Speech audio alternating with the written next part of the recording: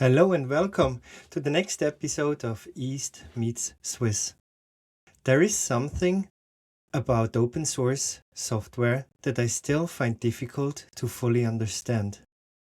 And maybe that is exactly why I find it so fascinating. Imagine telling someone, I'm going to spend my evening programming. I might spend 5 hours fixing a bug. Nobody asked me to do it. Nobody is necessarily going to pay me for it. And when I'm finished, I'm going to make the result available to other people. People I don't know. People living in countries I never visited. People who might have even taken my work, change it, improve it, and use it to build something completely different. Why would anyone do that? And yet, this is not some small idealistic experiment.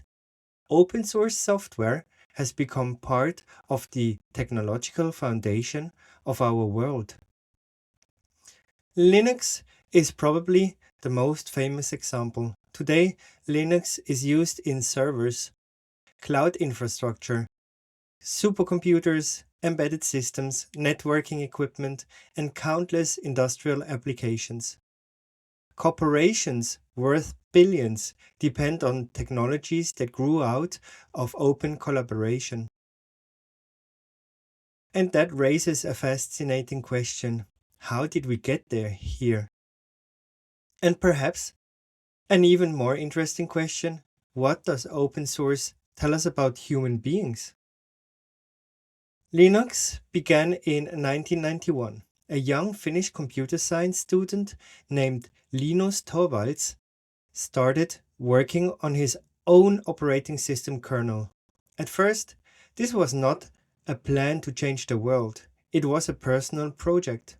Torvalds wanted to experiment and learn, but instead of keeping his work private, he shared it with others. People started looking at the code. Some found problems. Some suggested improvements. Some wrote additional functionality. And gradually, something unusual happened. The project stopped being only the work of one person. It became the work of a community. Of course, Linux itself did not appear from nowhere. There was already a much larger free software movement. People such as Richard Stallman had argued years earlier that users should have the freedom to study software, modify it, and share it. Projects such as GNU had already created many of the tools that would later be combined with the Linux kernel. So Linux became a part of a much larger idea. Software could be something that people developed together, and the source code could be accessible. That sounds almost normal today, but think about what that means. Traditionally, when a company develops a product, the company owns the product. The company decides what happens to it. The company controls the knowledge. Open source introduces a very different model. The knowledge itself can be shared. But why would people contribute? I think the first answer is probably the simplest. Because they are interested.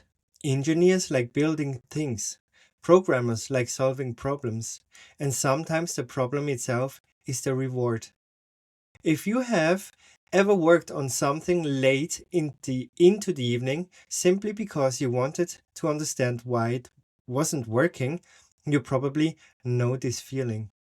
There is a certain satisfaction when something finally works, and that satisfaction exists independently of money. Psychologists sometimes call this intrinsic motivation. You do something because the activity itself is meaningful or enjoyable. And I think open source demonstrates how powerful intrinsic motivation can become when many people share it. But that is only one motivation. There is also learning. Imagine that you are a young software developer. You could build a project privately on your computer, or you could contribute to a real project being used by thousands or even millions of people. Your code might be reviewed by experienced engineers. Someone might tell you, this implementation is inefficient. This interface is confusing. This creates a security problem. Or simply, there is a much better way to do this. That feedback can be extremely valuable. So perhaps open source contribution is not really working for free. Maybe sometimes the compensation is knowledge. You contribute your time, and in return, you receive experience. There is another possible reward: reputation. If somebody contributes important work to a respected open source project, that contribution is visible. You can show what you have built. You can demonstrate that you understand the technology. You can show that you are able to work with other developers. And yes, that can help somebody find a job. So the motivation is not necessarily completely altruistic, and I don't think it needs to be. This is actually one of the things I find interesting about open source. Different motivations can coexist. One person contributes because they believe software should be free. Another contributes because they want to learn. Another wants recognition. Another wants to improve something they personally use. Another is actually being paid by a company to contribute. And another person might simply think, this bug annoys me. I'm going to fix it. All of these people can still work on the same project. Maybe successful cooperation doesn't require everybody to have the same motivation. Maybe it only requires their interests to overlap sufficiently. And this becomes even more interesting when we look at corporations. Because today open source is certainly not just a collection of volunteers sitting at home in the evening. Companies employ developers specifically to work on open source software. Why would a corporation pay an engineer to develop something that competitors can also use? Because sometimes sharing the foundation is more efficient than building the foundation again and again. Imagine 10 companies all needing similar basic infrastructure. They could each build their own version. 10 teams, 10 implementations, 10 sets of bugs. Or they can contribute to a common technological foundation and compete somewhere else. That changes the meaning of competition. Companies don't necessarily have to compete at every layer. They can cooperate on the foundation and compete on the products and services built on top of it. I find that a very powerful idea. Cooperation and competition do not always have to be opposites. Sometimes cooperation actually makes competition possible. But there is another dimension of open source that fascinates me: borders. Imagine an open source project with a developer in Switzerland, another developer in China. Another one is in India. Another is in Brazil. Another is in the United States. Another is in Vietnam. They might have completely different political systems, different cultures, different religions, different languages, different ideas about society. They might never meet, and yet they can work on the same piece of software. The compiler does not care about nationality. The bug does not care about nationality. Either the code works or it doesn't. Of course, human communication is more complicated than that. There can be disagreements, there can be conflicts, there can be politics inside communities, but the common project creates something shared. And I think that is worth thinking about.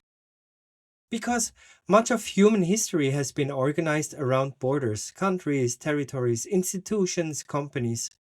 But open source communities can create another type of structure. A community organized around a problem, not around geography. Does that mean there are no rules? Absolutely not. This is an important distinction. Open source does not mean no rules. In fact, successful open source projects can have a very strong rules base. There are licenses, there are contributions, guidelines, there are maintainers, there are technical standards, there are processes for deciding which changes are accepted and which are rejected. And sometimes there are very strong personalities involved. So open source is not anarchy.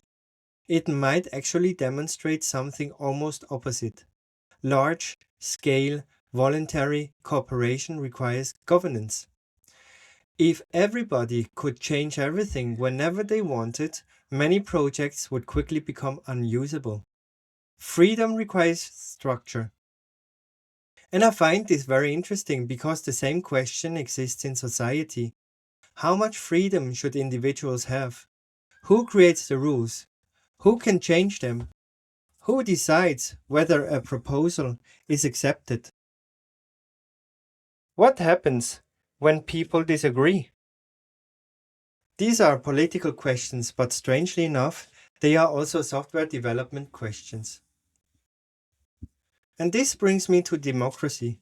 Is open source democratic? My answer would be sometimes. But necessarily, democracy usually means that political power ultimately comes from the people, and that citizens have mechanisms for participation and representation. Open source projects work differently. You usually don't have one person, one vote. An experienced maintainer may have much more influence than someone who arrived yesterday. And that might be completely reasonable. If somebody has spent 10 years understanding a system, perhaps their technical judgment could carry more weight. So open source is not the same thing as democracy, but I think they share some interesting principles. Transparency is one. In open source, you can often see the code, you can see discussions, you can see changes. You can sometimes see why decisions were made. Participation is another. If you have the necessary skills and follow the project's rules, you may be able to contribute. And there is another concept that I find especially interesting: the fork. If an open source community fundamentally disagrees about the direction of the project, somebody can sometimes take the existing code and create another version. Think about how radical that idea is. You can effectively say, I disagree with where this is going, so I will take what we have built and try another direction. Imagine having that possibility with every institution in society. Of course, society doesn't work like software. You cannot simply fork Switzerland or create Switzerland version 2.0 on GitHub. But as a thought experiment, it is fascinating. There is also an important warning here. We should not romanticize open source. Open communities are still human communities. There can be power struggles, there can be exclusion, there can be toxic communication. Important projects can become dependent on a very small number of maintainers. And sometimes critical software infrastructure is maintained by people who receive surprisingly little financial support. That creates risks. If the entire digital world depends on open infrastructure, somebody still needs to maintain that infrastructure. Freedom does not eliminate responsibility. So perhaps one of the big questions for the future is, how do we sustainably finance things that everybody benefits from, but nobody individually owns? And interestingly, that question exists far beyond software. Public transportation, public infrastructure has the same problem. Scientific research has the same problem. Education has aspects of the same problem. Even democracy itself has the same problem. Everybody benefits from functioning institutions, But those institutions only continue functioning if people contribute to them. And maybe this is where open source becomes more than a software story. It becomes an experiment in cooperation. For much of the 20th century, we often imagined two basic ways of organizing large projects. The state can organize them, or companies can organize them, but open source shows a third possibility. Communities can organize themselves around shared resources, not perfectly, not without hierarchy, not without money, not without rules, but nevertheless voluntarily and across institutional and national borders. And perhaps digital technology makes this easier than ever before.